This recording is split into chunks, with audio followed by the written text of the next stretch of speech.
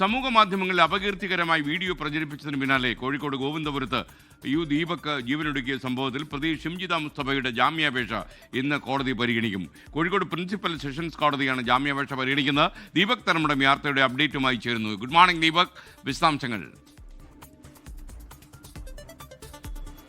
Very good morning S K N Shimjitha ജാമ്യാപേക്ഷയുമായി sessions കോടതിയിൽ സമീപിച്ചത് കഴിഞ്ഞ ദിവസമാണ്.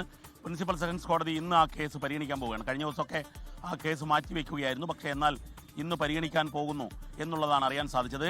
ഇതിലേറ്റവും പ്രധാനപ്പെട്ട കാര്യം, ഈ ബസ്സിൽ വെച്ച് ലൈംഗിക അതിക്രമം നടത്തി എന്ന വ്യാജ ആരോപണം ഉന്നയിച്ചുകൊണ്ട് അങ്ങനെ തോന്നിക്കുന്ന രീതിയിൽ ഒരു ദൃശ്യങ്ങൾ ചിത്രീകരിച്ചു, അത് എഡിറ്റ് ചെയ്ത് പ്രചരിപ്പിച്ചു. ആ പ്രചരണത്തിൽ മനം നൊന്ത് ദീപക് ആത്മഹത്യ ചെയ്യുന്നു. ഒരുപക്ഷെ അതൊരു സൈബറിടത്തെ ഒരു ആക്രമണത്തിൻ്റെ കൊലപാതകം എന്ന് വേണമെങ്കിൽ നമുക്ക് വിശേഷിപ്പിക്കാവുന്നതാണ്. പിന്നീട് ആത്മഹത്യാ പ്രേരണയ്ക്ക് പോലീസ് കേസെടുത്തു.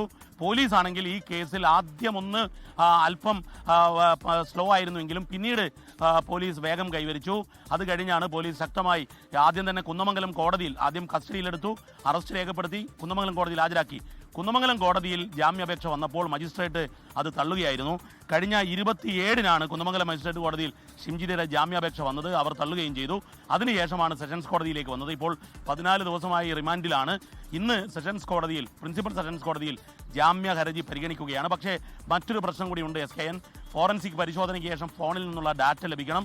അതിനുശേഷം കസ്റ്റഡിയിൽ വാങ്ങി ചോദ്യം ചെയ്യണം എന്നുള്ളതാണ് പോലീസിന്റെ നിലപാട്. പോലീസ് കസ്റ്റഡി അപേക്ഷ സമർപ്പിച്ചിട്ടുമുണ്ട്. കസ്റ്റഡി അപേക്ഷ സമർപ്പിക്കപ്പെട്ട വേളയിൽ ഒരു ജാമ്യം അനുവദിച്ചാൽ തെളിവുകൾ നശിപ്പിക്കാനുള്ള സാധ്യതയുണ്ട്. അതുകൊണ്ട് കോടതി എന്ത് നിലപാട് സ്വീകരിക്കും എന്നുള്ളത് കണ്ടറിയണം. ഏതായാലും ഇന്ന് ഈ ജാമ്യ ഹർജിയിൽ കോടതിയിൽ പോലീസ് എതിർക്കും. പക്ഷേ എന്നാൽ കോടതി ഇന്ന് ജാമ്യ ഹർജി പരിഗണിക്കുകയാണ്. ലോകത്തെവിടെയായാലും ഏത് സമയത്തും 24 വാർത്തകളും ഓഗ്മെന്റഡ് റിയാലിറ്റി പാക്കേജുകളും എക്സ്പ്ലെയിനറുകളും വിശദമായി കാണാൻ ഞങ്ങളുടെ യൂട്യൂബ് ചാനൽ നിങ്ങൾക്ക് സബ്സ്ക്രൈബ് ചെയ്യാം.